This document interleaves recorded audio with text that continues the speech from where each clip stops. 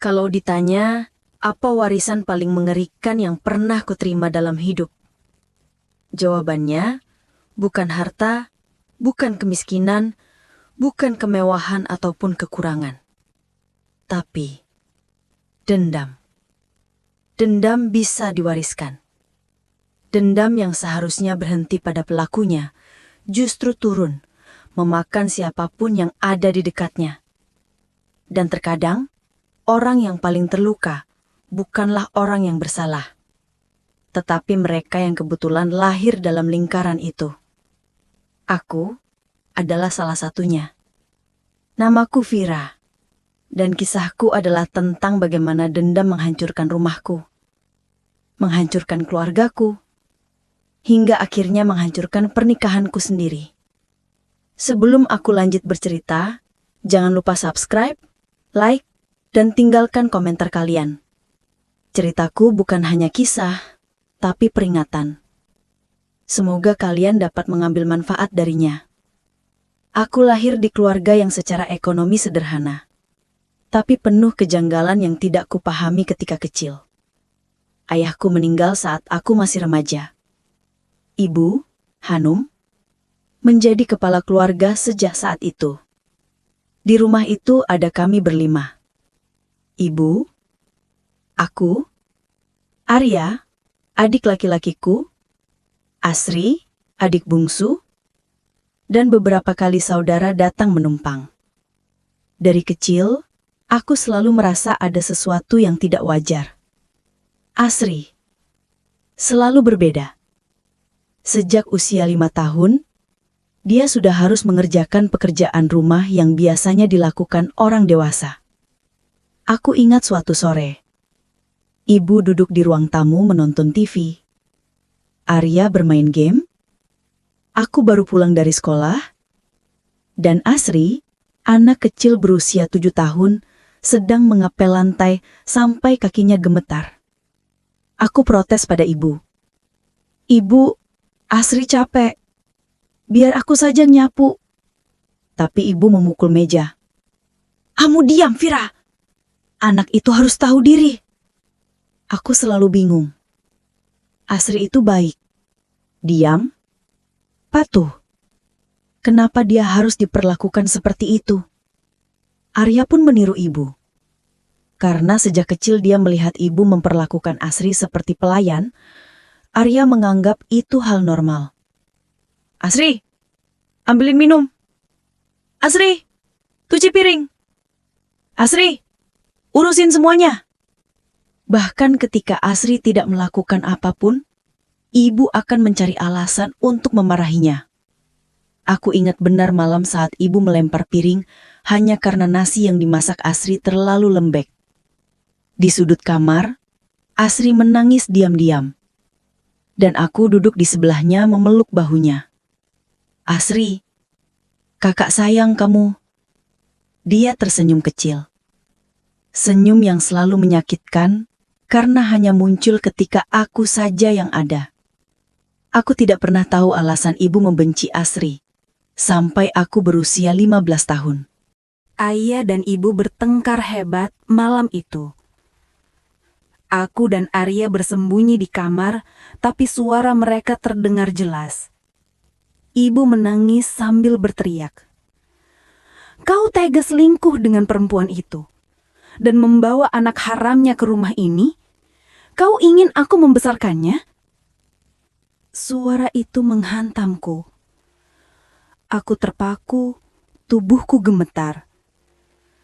Ayah tidak membantah. Dia hanya menangis. Dan dari situlah, untuk pertama kalinya, aku tahu, Asri bukan anak ibu. Dia anak dari selingkuhan ayah.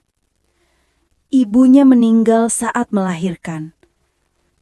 Sejak saat itu, semua perlakuan ibu menjadi masuk akal.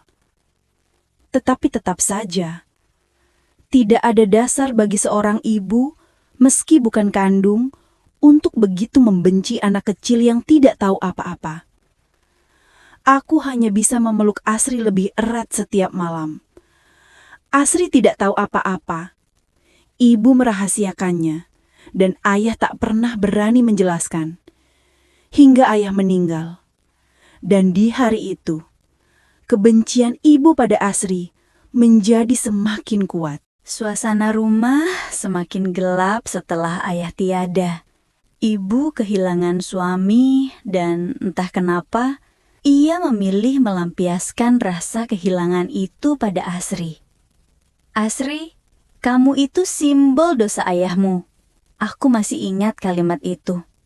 Asri hanya menunduk, tidak menangis, tidak membalas.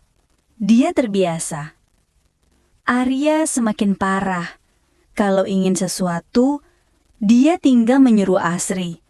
Jika makanan kurang enak, dia salahkan Asri. Jika rumah berantakan, Asri disalahkan lagi. Aku ingin marah. Aku ingin berteriak. Tapi aku tahu, melawan ibu berarti membuka rahasia yang selama ini ditutupi. Aku takut Asri akan terluka kalau tahu kebenaran itu. Ketika usiaku 25 tahun, aku menikahi Benny. Pria baik, sabar, dan sederhana. Aku mencintainya. Aku pikir dengan menikah, hidupku akan berubah. Tapi karena kondisi ekonomi, kami tinggal di rumah ibu. Rumah yang sama, suasana yang sama, dendam yang sama. Awalnya Benny terlihat kasihan pada Asri. Dia sering menolong Asri mengangkat galon atau membantu Asri memindahkan barang yang berat. Aku pikir itu hanya karena empati. Benny selalu bilang, "Kasihan Asri, dia kerja sendirian. Kamu bantuin dia ya, Ra?" Tapi dari hari ke hari, aku melihat sesuatu yang membuat hatiku tidak nyaman. Cara Benny melihat Asri, cara Asri menunduk saat Benny lewat, cara mereka menghindari tatapan satu sama lain. Benny tidak pernah mencurigakan. Dia tidak pernah pulang larut. Dia tidak main perempuan. Tapi entah kenapa, aku merasa ada yang salah. Dan ternyata, firasat itu benar. Hari itu aku pulang lebih cepat. Hari itu hujan turun sangat deras. Hari itu hidupku berbelok. Rumah sepi. Pintu kamarku terbuka sedikit. Aku membuka pintu itu dan aku melihat Benny, suamiku. Asri, adik bungsuku, dalam keadaan yang tidak seharusnya. Keduanya terpaku. Wajah Asri tidak terkejut. Wajah Benny pucat. Aku jatuh berlutut. Duniaku runtuh. Asri, kenapa? Itu saja yang bisa keluar dari mulutku.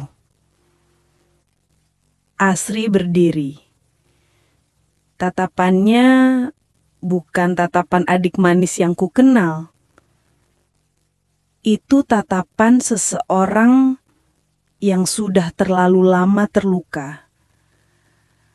Terlalu lama menyimpan api. Kak, jangan salahkan aku. Aku cuma balas dendam. Balas dendam ke siapa? Ke ibu kakak. Dia menyiksa aku seumur hidup. Aku mau dia merasakan sakitnya. Hatiku pecah. Nafasku hilang. Kakiku gemetar. Jadi kamu rebut suamiku demi itu? Asri mengangguk.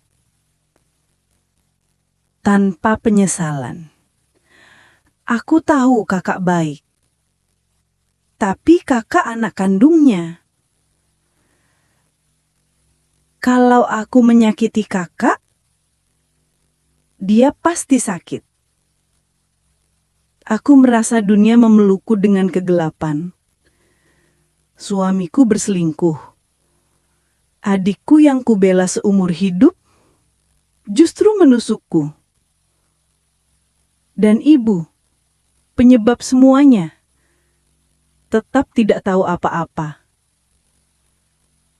Ketika ibu mengetahui kejadiannya, dia pingsan. Hatinya tidak kuat. Ibu masuk rumah sakit. Kondisinya drop.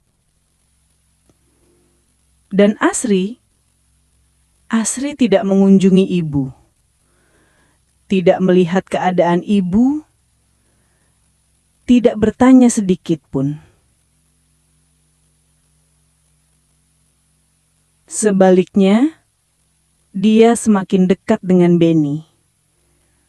Berpegangan tangan, keluar berdua. Tidak peduli aku ada di rumah.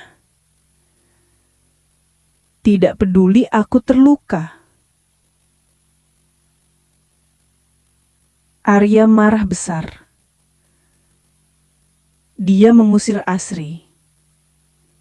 Asri, keluar dari rumah ini. Kau hanya bawa sial.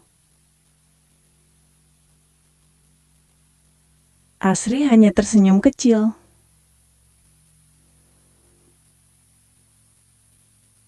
Sial itu sudah ada dari dulu, Kak Arya. Aku cuma bikin semuanya kelihatan. Dan dia pergi. Tanpa membawa apapun, tanpa menoleh. Setelah Asri pergi, aku menatap Benny. Aku menunggu jawaban, alasan, penjelasan, apapun. Tapi Benny hanya menangis. Maaf, Ra. Itu saja. Tidak ada penjelasan, tidak ada pembelaan. Dan kadang, diam itu lebih menusuk daripada teriakan. Akhirnya, aku menggugat cerai. Aku tidak kuat. Bertahan dengan Benny, sama saja mengulang luka itu setiap hari. Setelah perceraian selesai, aku memutuskan meninggalkan kota itu. Meninggalkan rumah yang penuh luka. Meninggalkan masa lalu yang menjebakku. Sebelum pergi, ibu memelukku sambil menangis. Maafkan ibu, Ra. Semuanya salah ibu. Aku memeluk ibu lama sekali. Untuk pertama kalinya, kesedihan kami sama. Aku pergi dengan tas kecil. Tidak membawa apapun, kecuali pakaian secukupnya dan luka yang dalam. Aku pindah ke kota lain. Kota yang tidak mengenalku. Kota yang tidak tahu siapa aku sebelumnya. Aku bekerja di restoran kecil. Menjadi kasir. Kadang membantu di dapur. Kadang membersihkan meja. Dengan penghasilan yang pas-pasan, aku hidup sendiri. Di kamar kos kecil. Sunyi. Tapi lebih damai daripada rumah yang penuh dendam itu. Setiap malam, aku duduk di tepi ranjang, menatap langit-langit kamar, dan bertanya, kenapa aku harus menanggung akibat dari dendam yang bukan milikku? Ibu menendam ayah, Astri menendam ibu, dan aku berada di tengahnya. Seperti jaring laba-laba yang menangkapku padahal aku tidak bersalah. Tapi lambat laun, aku belajar bahwa luka yang tidak disembuhkan akan menular. Bahwa dendam yang tidak dihentikan akan diwariskan. Bahwa seseorang harus berhenti agar semuanya tidak terus berulang. Aku memilih menjadi orang itu. Aku tidak ingin membenci. Aku tidak ingin membalas. Aku tidak ingin menjadi api. Aku ingin menjadi air. Tenang, membersihkan, menyembuhkan. Kini hidupku pelan-pelan membaik. Aku belajar tersenyum lagi. Belajar mencintai diriku sendiri. Belajar memaafkan. Bukan karena mereka layak dimaafkan, tapi karena aku ingin bebas dari beban. Kadang aku masih merindukan Astri. Astri yang dulu, bukan yang sekarang. Kadang aku ingin bertanya padanya, apa dia bahagia setelah membalas dendam itu? Tapi aku tahu jawabannya. Dendam tidak pernah membuat siapapun bahagia. Dan kadang aku ingin tahu bagaimana kabar Benny. Tapi hanya sebatas itu. Sekarang aku membangun hidupku sendiri. Pelan, pelan, tapi pasti. Aku mungkin sendirian. Tapi untuk pertama kalinya, hidupku adalah milikku sendiri. Pada akhirnya, setiap perjalanan punya akhirnya sendiri. Dan setiap akhir, meski terasa pahit, selalu membawa kita pada awal yang baru. Hari ini aku belajar bahwa luka tidak selamanya buruk. Kadang luka justru menjadi pintu yang menuntun kita pada kekuatan yang selama ini tidak pernah kita sadari. Jika kamu yang mendengarkan cerita ini sedang menghadapi masa sulit, aku ingin kamu tahu satu hal. Kamu tidak sendirian.